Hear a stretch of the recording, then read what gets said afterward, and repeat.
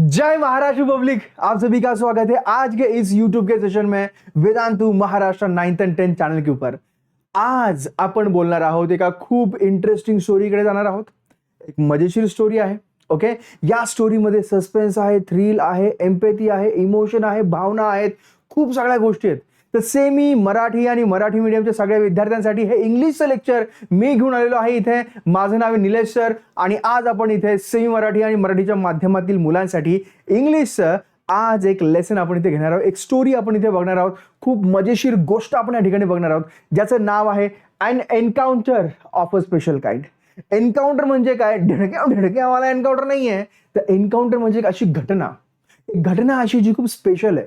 त्या घटनेबद्दल आपण इथे बोलणार आहे। त्या घटनेबद्दल त्या लेखकाने लिहिलेली जी काय गोष्ट आहे ती गोष्ट आपण इथे बघणार आहोत आणि त्या गोष्टीच्या माध्यमातून खूप गोष्टी किंवा खूप घटना किंवा आपण खूप मूल्य आपल्याला आज कळणार आहेत।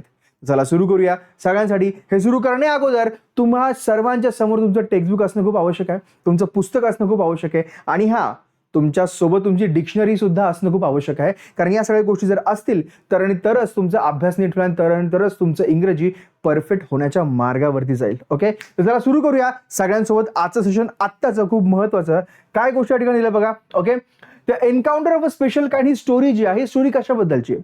ही स्टोरी माकडाची आहे, एका लहान मुलाच्या वडिलांची आणि माकडाच्या टोळीची। ओके, अशा गोष्टी आहेत। तर ही स्टोरी आपण बघूया की काहीतरी घटना घडते, काहीतरी क्रायसिस आहे and rescue is happening there. Brutal attack काहीतरी झालेला आहे। त्यानंतर लेखक जो आहे तो मारतोय त्याला, त्या बाळाला सोडवायचा प्रयत्न वगैरे करतो। त्याचे आई वडील जे आहेत, त्याचे वडील जे आहे त्याची इथं काय करतात, नीट वगैरे त्याला ठेवतात, त्याला खायला वगैरे तो देतो। त्याची आई येते, आईला तो देतो आणि अशा प्रकारे जी गोष्ट ती गोष्ट एंड होते। सुरुवात होते, हा जो काही मोठा वानर आहे त्या लहान बाळाला अटॅक करतो, नंतर ते लेखक त्याला सोडवतो, नंतर लहान बाळ इथे येतं। त्यानंतर काय होतं बाबा की लहान बाळाला तो नीट करतात। ओके, त्याच्या वडिलांकडून आणि आई थँक्यू म्हणते, थँक्यू माझ्या तू लेकराला वाचवलंस। ही अशा प्रकारच्या सगळ्या गोष्टी आहेत। तर चला सुरू करूया एकदम अमेझिंग पद्धतीने। याच्यामध्ये आपण काय बघणार लक्षात घ्या। Okay, will going to understand today warming up आपल्याला बघायचं आहे। ओके, लेसन आपल्याला काय आहे गोष्ट आपली इथे लक्षात घ्यायच्यात, कारण या सेशनमध्ये जे आपण बघणार आहे ओके ते अगदी थोडं आहे, बट याच्यापेक्षा जर तुम्हाला अधिक गोष्टी हव्या असतील, म्हणजे वॉर्मिंग अप तुम्हाला हवा असेल, तुम्हाला डिफिकल्ट वर्डचे मिनिंग हवे असतील, जर तुम्हाला इथे वर्कशॉप हवा असेल आणि तुम्हाला काही इम्पॉर्टंट MCQ क्वेश्चन्स PYQ जर हवे असतील, तर यासाठी तुम्हाला स्कॉलर बॅचशिवाय पर्याय नाही। स्कॉलर बॅचमध्ये तुम्हाला यावं लागेल। स्कॉलर बॅचमध्ये जो आपण इथं बॅच सुरू करत आहोत, लक्षात घ्या प्राईम नंबरची जी बॅच आहे ती आहे 2999, जी तुम्हाला मिळते फक्त आणि फक्त 3000 रुपयामध्ये। ओके, ही तुमची बॅच आहे प्राईम कॉम्बो, ज्यामध्ये तुम्हाला पुस्तकं भेटतात। ती बॅचची प्राइस आहे 3599 आणि यामध्ये आपण इतिहासात पहिल्यांदा असं होतंय ऑनलाईन सेगमेंटमध्ये एडटेकमध्ये महाराष्ट्रामध्ये सगळेच्या सगळे विषय तुम्हाला ते शिकवले जाणार आहेत। ज्यामध्ये आपण जर म्हटलं तुमचे मॅथ्स अँड सायन्स आहे, SST मराठी हिंदी आणि मराठी आहे, SST इंग्लिश आहे, त्यानंतर संस्कृत, हे सगळ्या गोष्टी या ठिकाणी आहेत। तर सुरुवात करूया एकदम धमाकेदार पद्धतीने या सगळ्या गोष्टींना आणि अभ्यास आपण जोरात करायचा आहे। हे झालं 10वीसाठी, पण 9वीसाठी लक्षात घ्या 9वीसाठी सुद्धा आम्ही कमी नाही। ओके, ही 9वीसाठीची बॅच आपण या ठिकाणी आणलेली आहे, जी बॅच अत्यंत महत्त्वाची आहे। तिन्ही आपले फॅकल्टी, त्यामध्ये मी पण इथे असणार आहे। लर्नर्स बॅच, तुमची ही बॅच ऑलरेडी सुरू झालेली आहे, पण जेव्हा ऍक्च्युअल तुमची शाळा सुरू होईल त्यावेळी तुम्हाला खूप याचा फायदा ठरणार आहे। तर माझी इच्छा आहे की 2999 मध्ये तुम्ही बॅच घ्यायला यायचंय, आत्ताच घेऊन ठेवा। ओके, ऑफर चालू आहेत। आय वॉन्ट की सगळ्यांनी याचा लाभ घ्यावा, कारण लक्षात स्कॉलरमध्ये जे तुम्हाला फायदे भेटतात त्या प्रकारचे फायदे तुम्हाला या ठिकाणी भेटणार आहेत। ओके, त्यानंतर पुढची गोष्ट आहे तुमची इथं 11वी 12वी, समजा तुमच्या शाळेमध्ये किंवा तुमच्या आजारी पाजारी कोणी 11वी मुलं वगैरे असतील तर त्यांना सांगा, तुमच्या शाळेतले असतील, तुमच्या कॉलेजमधले असतील, म्हणजे तुमच्या जवळचे असतील, तुमच्या कॉलनीतले असतील, तुमच्या वडील, तुमचे भाऊ असेल, बहीण असेल, या सगळ्यांना तुम्ही सांगा, नातेवाईकांना तुम्ही सांगा की अशा प्रकारची बेहतरीन बॅच आपण इथे घेऊन येतोय। 2 वर्षासाठी, 1 वर्षासाठी कंबाईन बॅच, CET साठी सुद्धा आपण इथे बॅच घेऊन येतो। ओके, खूप महत्त्वाची गोष्ट आहे की या ठिकाणी CET साठी आता सध्या नाहीये, बट तुम्हाला सांगायचं की 2 इयरचा कोर्स आहे, 2 इयरचा इन्फिनिटी कोर्स आहे आणि 2 इयरचा इन्फिनिटी प्लस कोर्स या ठिकाणी आहे। तर अशा प्रकारची विविधतेने नटलेली, रंगांना सजलेली बॅच तुम्हाला देत आहोत, खूप महत्त्वाची आहे। आता मात्र अभ्यासाकडे लक्ष देऊयात, आता मात्र धडा इथं करूयात। ओके, काय आहे हा धडा? एक अशा प्रकारची घटना encounter of a special kind आपण या ठिकाणी बघणार आहोत, जी अत्यंत इंपॉर्टंट। ओके, तो क्या है इसमें?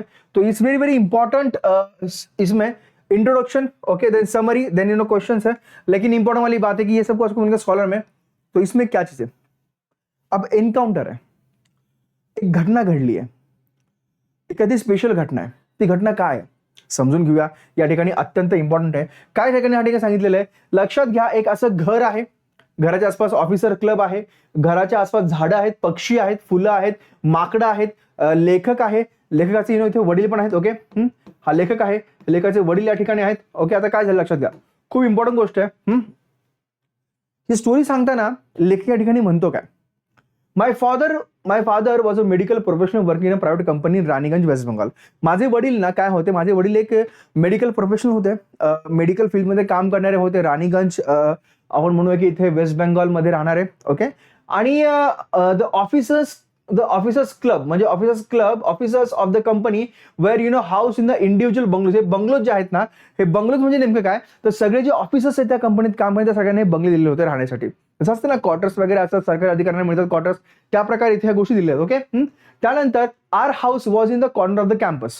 हे जे पूर्ण जे काय कॅम्पस आहे त्या कॅम्पसच्या कॉर्नरमध्ये आमचं एक घर होतं. आणि लक्षात घ्या ह्याच्यामध्ये काय सांगितलेलं, the officers club okay adjacent to the boundary wall of our garden. हे आमचं गार्डन आहे, या गार्डनच्या जवळच आम्हाला इथं काय दिसतंय, ऑफिसर क्लब आहे, ज्या ठिकाणी विविध प्रोग्राम्स वगैरे होत असतात. आता ग्रीन ग्रास आहे, कलरफुल सगळे एन्व्हायरमेंट आहे, फुलं पण आहेत, झाडं पण खूप मोठे आहेत, त्यामुळे इथे पक्षी येतात आणि खूप मजा वगैरे इथे येते. खूप मोठं झाड आमच्या या ठिकाणी आहे. आमच्याकडे व्हेजिटेबल्स वगैरे आम्ही काय करतो, गार्डनमध्ये इथं ग्रो करतो, आहे की नाही, व्हेजिटेबल्स आम्ही इथं ग्रो करतो असं त्यांनी म्हटलेलं आहे.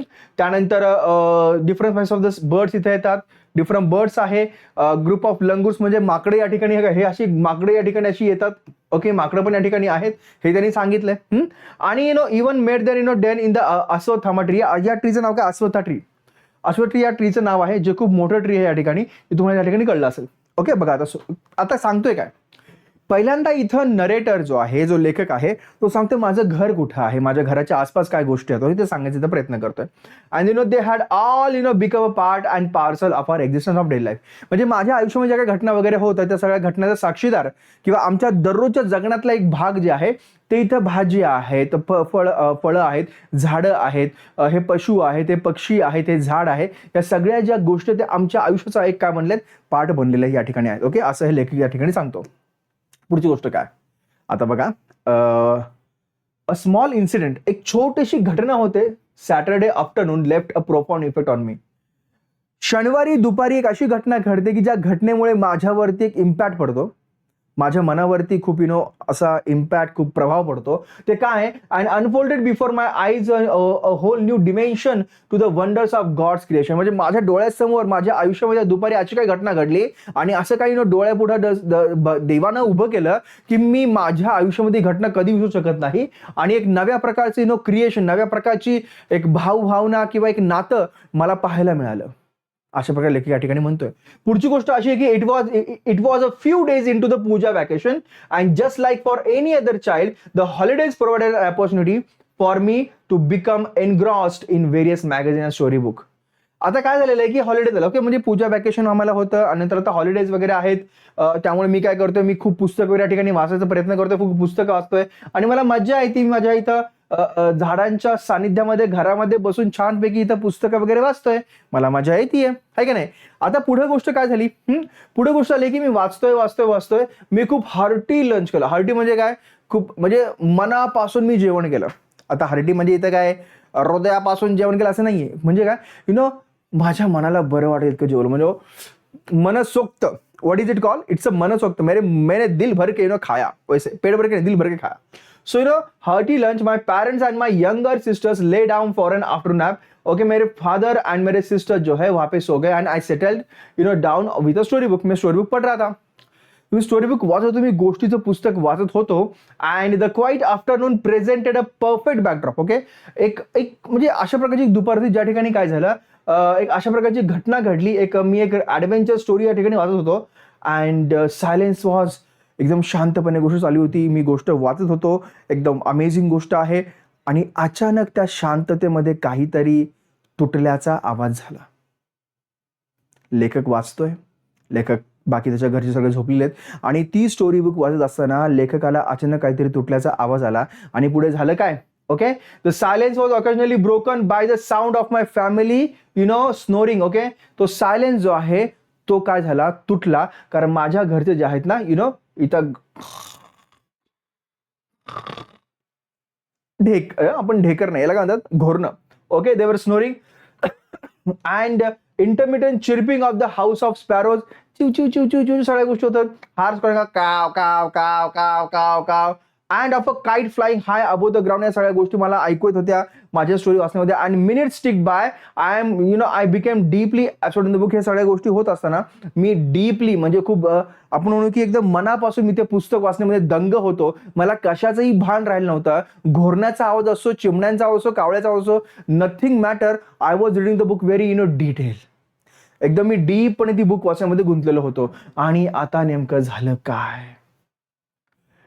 I glanced towards the roof of the clubhouse and saw something horrible. मी त्या रूफकडे बघितलं क्लब हाऊसच्या आणि मला काहीतरी भीतीदायक, मला काहीतरी वेगळं दिसलं, हॉरिबल दिसलं.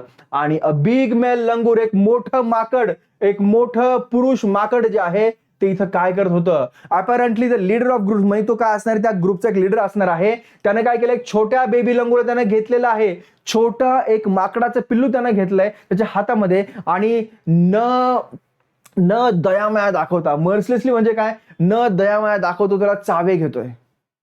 त्या लहान बाळाला तो चावे घेतोय. And biting it all over the definite intent to kill. त्याला मारण्यासाठी तो चावे घेतोय. आणि द हेल्पलेस मदर जी आहे ती इथे ना म्हणजे बघत बसली की मी आता करू का, मी काही करू शकत नाही. And and other lesser members of the langur group was scattered on the roof of building nearby watching the baby being killed. लहान बाळाला ते मोठं माकड मारायचा प्रयत्न करतंय आणि त्या बाळाची आई आणि बाकी माकड नुसती बघत बसली त्या बाळाला तो मोठा माकड म्हणजे त्या ग्रुपचा लीडर मारतोय हे बघताना. काही करू शकत नाहीये, पॉवर आहे त्याच्याकडे. I recall a terrible custom in the animal clan. म्हणजे माकडांचा ग्रुप जो असतो त्या ग्रुपमध्ये काय, तर त्या ग्रुपमध्ये होणारी अशी भांडणं मी पहिल्यांदा पाहत होतो. According to which a dominant male काय करतो की जो डॉमिनंट मेल असतो म्हणजे जो एक पुरुष नर वानर जे असतं ते नर वानर काय करतं, माझ्यापेक्षा इथं धष्टपुष्ट, माझ्यापेक्षा इथं मला वर्चस्व गाजवणार दुसरा कोणीही तयार झाला नाही पाहिजे. मीच या ठिकाणी वर्चस्व गाजवणार, मीच या ठिकाणी न करता धरता राहणार, मलाच इथं वर्चस्व पाहिजे आणि मीच या टोळीचा प्रमुख असणार. हे गाजवण्यासाठी पुढे कोणताही नर आला नाही पाहिजे अशा ठिकाणची व्यवस्था तो इथं करतोय. त्या लहान बाळाला चावा घेऊन, त्या लहान बाळाला मारून टाकण्याचा प्रयत्न करून. आणि त्या बाळाची आई आणि बाळाचे बाकी सगळे नुसते बघतायत, काही करू शकत नाही. कारण तो वानर ताकदवान आहे. कारण वानर ताकदवान आहे. And usually does not allow another male baby or adult to survive within its group. कोणत्याही अडल्ट मेलला किंवा कोणत्याही छोट्या बेबी मेलला जगू न देण्याचा प्रयत्न नेहमी त्या गटाचा, त्या टोळीचा नर वानर करत असतो. ही ॲनिमल्सची क्रुएल्टी आहे, ही रियालिटी आहे. पुढे काय झालं आपण बघूया. काय तो मुलगा मेला का, ते लहान बाळ मेलं का वानरचं. सडनली आय हर्ड, मला कळलं की ना, मला आवाज आला की कुत्रे जे आहेत ना, suddenly the street dogs barking furiously in the distance. थोड्या अंतरावरती मला कळलं की जे काही कुत्रे आहेत रस्त्यावर पळणारे कुत्रे ते जो भुंकत भुंकत चालले होते. I chose to ignore the commotion thinking that a pack of dogs might corner the helpless pig. मला असं वाटलं की आपण ते कुत्रे जे आहेत ना ते छोटंच तिकडे काहीतरी डुक्कर वगैरे असेल, त्या डुकराला पकडत वगैरे असेल अशा गोष्टी आहे. बट सून मला कळलं की ते थोडंसं अजून ते जोरात भुकतायत, अजून जोराने ते भुकायला लागलेले आहेत आणि मोर अग्रेसिव्ह झाले. And alarm cawing of flock of crows. कावळे पण काव काव काव काव काव काव काव काव काव करतात. आणि झालं का, हा सगळा कर्कश आवाज जो आहे तो मला इथे यायला लागला, सगळ्या घटनेत घडायला लागल्या. And curiosity got a better of me. Living the book aside. पुस्तक मी साईडला ठेवलं. And I rush to the veranda to see काय होतंय. मी हे बघण्यासाठी पुढे पळालो आमच्या वरांड्यामध्ये, आमच्या ओसरीमध्ये. नेमकं का असं होतंय, ती कुत्रे का पळाले तिकडे, खरंच डुकरासाठी. ते कावळे का काव काव काव करत चाललेत, कशासाठी. अजूनही तिकडे तो मोठा जो नर वानर आहे तो त्या लहान वानराला, लहान बाळाला चावा घेतोच आहे, त्याला तो मारून टाकण्याचा प्रयत्न करतोच आहे. पुढं झालं काय, लेखकाला हे सगळ्या गोष्टी दिसल्या. लेखक तिकडे गेला आणि अचानक झालं काय, change circumstances and the sudden unexpected attack from unknown quarters forced the langur to drop the baby from the sloping roof over in the veranda.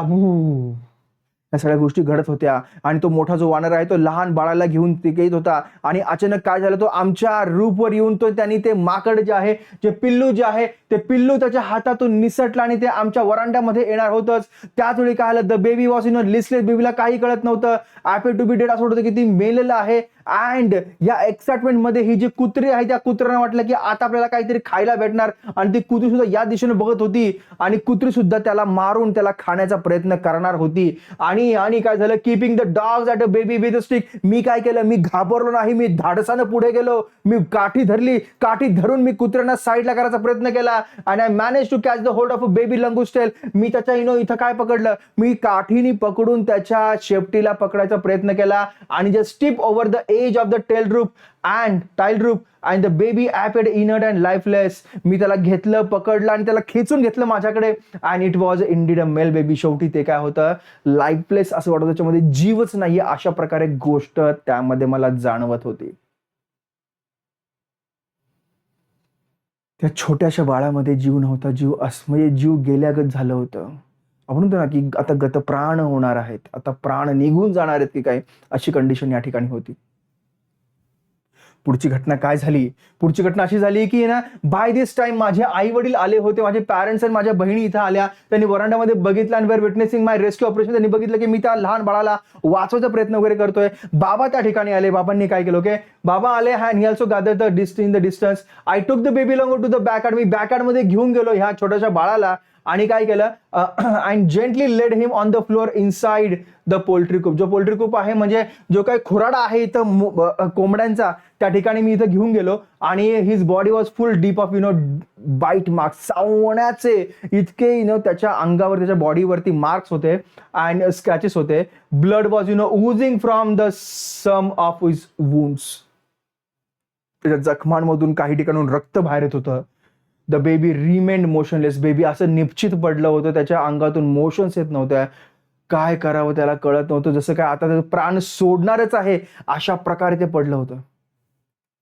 My father provided first aid. माझ्या वडिलांनी त्याला थोडीशी एड दिली होती. आपण म्हणतो ना की फर्स्ट एड दिलं, थोडीशी त्याला मलमपट्टी वगैरे करायचा प्रयत्न वगैरे केला. आणि त्याचं जे काही घाव आहेत किंवा जे जखम आहे, त्या जखमेतून रक्त येणं बंद झालं. And I was relieved. मला थोडंसं बरं वाटलं की फायनली काय झालं की I relieved to find out the baby was breathing even though his breaths were shallow. मला थोडंसं बरं वाटलं की किमान श्वास घेते, जरी ते श्वास थोडे थोडे असले, हलके हलके असले, तरी किमान ते जिवंत आहे, किमान ते श्वास घेत आहे. यानं मला थोडंसं हायसं झालं, थोडं बरं वाटलं. पण पुढे झालं काय, खरंच ते बेबी वाचेल का? पुढे तो मोठा जो काही वानर तो येईल का, अटॅक करेल का? तर काय झालं बघा, my attention was fixed on the revival of the. माझं लक्ष होतं फक्त या जे काही छोटंसं माकड आहे, छोटंसं बाळ आहे, त्याला कसं बरं वाटेल याकडे माझं लक्ष होतं. आणि तेवढ्यात काय झालं, I suddenly and uncanny feeling of being watch. मला थोडंसं असं वाटलं कोणतरी मला बघतंय, कोणतरी मला बघतंय. मी वरती बघितलं तर वरती बघितलं, I turned away from the coop and looked up. There sat the mother langur on our kitchen roof. आमच्या किचन वरती एक ती मदर लंगूर बसली होती आणि ती दुसरी कोणी नसून ह्या बाळाची आई होती. स्वामी तिन्ही जगाचा, आई विना भिकारी. आई आई आई आई आई नावाचा जो काही शब्द, आई नावाची जी काही व्यक्ती ती खूप महत्वाची आहे.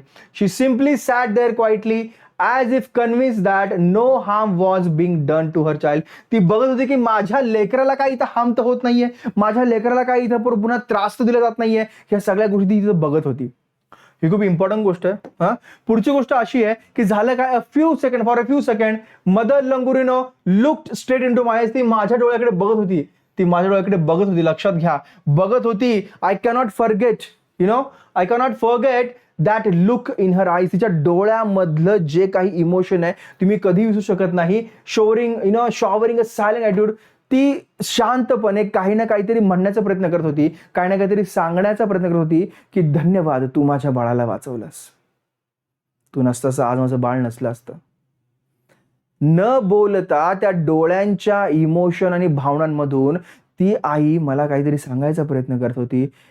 धन्यवाद बाळा, तू माझ्या बाळाला आज वाचवलंस. I was overwhelmed by the emotion. मला खूप खूप खूप बरं वाटलं, मला खूप छान वाटलं. मी अक्षरशः भारावून गेलो त्या आईच्या त्या डोळ्यांमधल्या त्या भावनांमधून. आणि the sentiment, okay, and the way she said thanks to me. There sat a universal mother holding a stricken child in her lap. त्या बाळाला असं कुशीमध्ये घेतलं होतं त्या आईनं. तिची भावना, तिची घालमेल, तिची अडचण ही आता कुठेतरी मला कळत होती, मला ती जाणवत होती, असं लेखक या ठिकाणी म्हणतोय. Then in a flash and then एका मोमेंटमध्ये काय झालं, she jumped with her baby clinging to her belly. पोटाला त्या बाळानं पकडलंय आणि ती बाळाला घेऊन पळतीये. Reached our kitchen roof. She surveyed, okay, the area for vicious male langur and then left. त्यांनी बघितलं तिनं की इकडे कुठे तो मेल लंगूर तर नाहीये ना, तो नर वानर तर नाही की जो माझ्या बाळाला पुन्हा त्रास देईल. तिने बघितलं आणि ती अपोजिट डिरेक्शन मध्ये पळून गेली त्या एन्काउंटर पासून, त्या घटनेपासून. लेखकाला या ठिकाणी एक प्रचंड छान अनुभव या ठिकाणी त्याला आलेला आहे. काय अनुभव आहे? द ब्रीफ मीटिंग जी झाली, तपन मुखर्जी हे लेखक आहेत. काय झाली? अ ब्रीफ मीटिंग म्हणजे काय, खूप छोटीशी जी मीटिंग झाली त्या बाळाची आई आणि लेखकामध्ये. डोळ्यांमधला संवाद झाला, डोळ्यांमधून भावना व्यक्त झाल्या, डोळ्यामधून कृतज्ञता व्यक्त झाली, थँक्यू म्हटलं गेलं त्या आईकडून लेखकाला. हा एक अजब आणि जगाचा चमत्कार, देवाचा चमत्कार जो आहे तो लेखकाला या ठिकाणी बघायला भेटला. दुपारच्या वेळी आयुष्यातली अनएक्सपेक्टेड, वाटलं नाही असं काय होणार, अशी घटना त्याच डोळ्यासमोर घडली आणि त्याला खूप शिकवून गेली. मानवामधला आणि प्राण्यांमधला भाव संबंध, प्राण्यांमध्येही असणारी भावनाशीलता, प्राण्यांमध्येही असणारी ती भावना जी मानवाप्रती व्यक्त करायचा प्रयत्न करतायत, ही दिसायला लागली. अत्यंत महत्वाची. सांगण्यात काय आलं, okay, the langur convinced me that interspecies communication and mutual trust is indeed a reality, and should anyone strike the right chord, the relationship hums into action. कोणतंही नातं जर तुम्ही अशा प्रकारे शांत चित्ताने प्रेमाने जर सावरायचा प्रयत्न केला तर जगातली कोणतंच असं ताकद नाही की त्या नात्याला दूर करू शकेल. हे असं तपन मुखर्जींना जाणवलं. The mother langur showed me that food was not the only means of communication between man and animal. फक्त अन्न मी त्या वानर बाळाला दिलं तेच फक्त कम्युनिकेशनचं मीडियम आहे का, त्याला खायला दिलं आणि ते छान म्हटलं पळून गेलं एवढंच आहे का? तर नाही. त्या क्षणी जेव्हा तिनं माझ्या डोळ्यामध्ये बघितलं तेव्हा मला जाणवलं की आईचं म्हणणं काय असतं, आईला नेमकं म्हणायचं काय होतं. Okay, that there were other means of establishing bond through trust. एक तिचा विश्वास होता, मी तिच्या बाळाला नीट करत होतो, तिच्या बाळासोबत मी त्या बाळाला मी खाली देत होतो आणि ती शांतपणे वरतून बघत होती. तिचा विश्वास माझ्यावर होता.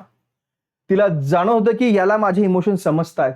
तिला जाणवत होतं की म्युच्युअल अंडरस्टँडिंग जी आहे की मी बाळाला नीट करतोय आणि ती वरतून बघते. तिला एक अंडरस्टँडिंग आहे की हा माझ्या बाळाला काही नुकसान पोचवणार नाहीये. तो एक विश्वास तिच्याकडे होता. ती भावना समजून घेण्याची वृत्ती तिच्याकडे होती आणि यातूनच हे नातं पुढे गेलं. यातूनच त्याला आणि तिला, ह्या दोघांना ही घटना कळाली आणि लेखकाच्या आयुष्यामध्ये तर ही घटना एक पुनरुज्जीवन, आपण म्हणू की एक नवा बदल, एक नवा दृष्टिकोन देऊन गेली. And 55 years have pass since that day. 55 वर्ष झाले तो दिवस घडून.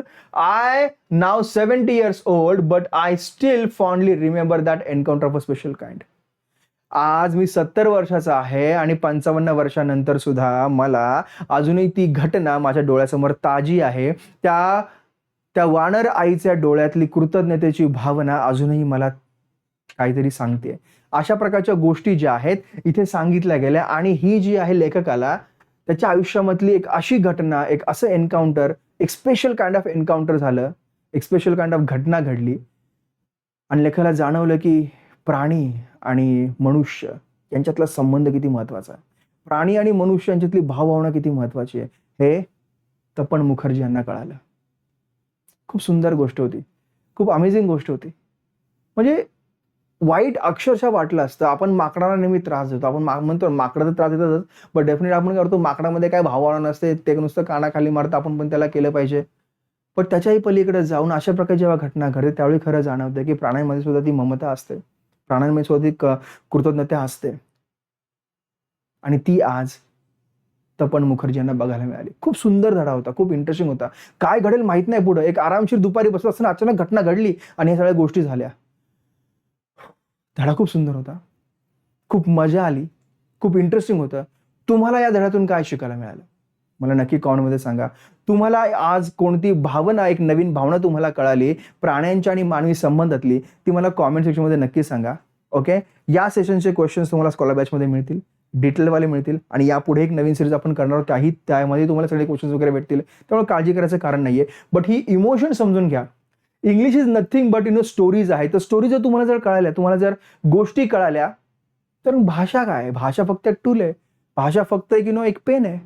मग तो पार्करचा असो, मग तो रेनॉल्ड्सचा असो, काय फरक पडत नाही.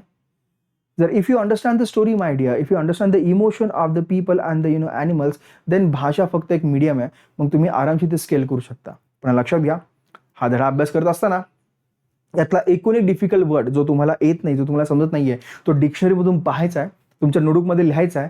तर आणि तरच हा विकास तुमचा होणार आहे. तर आणि तरच तुम्ही हळूहळू प्रगती करत पुढे जाणार आहात. Okay, so this is from my side guys. Okay, खूप इम्पॉर्टंट होता. एक तुम्हाला इंट्रोडक्शन मी दिलेलं आहे, एक रीड करण्यासाठी, एक रिव्हिजन करण्यासाठी, जे तुम्ही समराईज इथं करू शकता. एकदम मजेशीर आहे, काळजी करण्याचं काही कारण नाहीये. ओके, आणि या धड्यात तुम्हाला काय समजलं मला नक्की सांगायचं बरं का. मी तुम्हाला आठवड्यापूर्वी सांगितलं की तुम्हाला काय सांगायचं म्हणून. ओके, चलो कूल गाईज.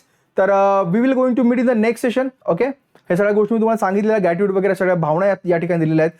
तर these are the very very important session होतं, खूप इम्पॉर्टंट धडा होता. सो आय वॉन्ट तुम्ही सगळेजण कॉमेंटमध्ये मला लिहा की काय तुम्हाला कोणती नवीन भावना समजली या धड्यामधून आणि तुम्हाला हा धडा कसा वाटला. तुमच्या मित्रांपर्यंत नक्की पोहोचवा आणि सांगा त्यांना की सेशन्स होत आहेत, खूप मजेशीर पद्धतीने होत आहेत. We will going to meet in the next session guys, अशाच पद्धतीच्या नवीन क्वेश्चन्स आणि नवीन स्टोरीज आहेत. Till then, tata, bye, take care, thank you so much. जय महाराष्ट्र. धन्यवाद गाईज, बाय.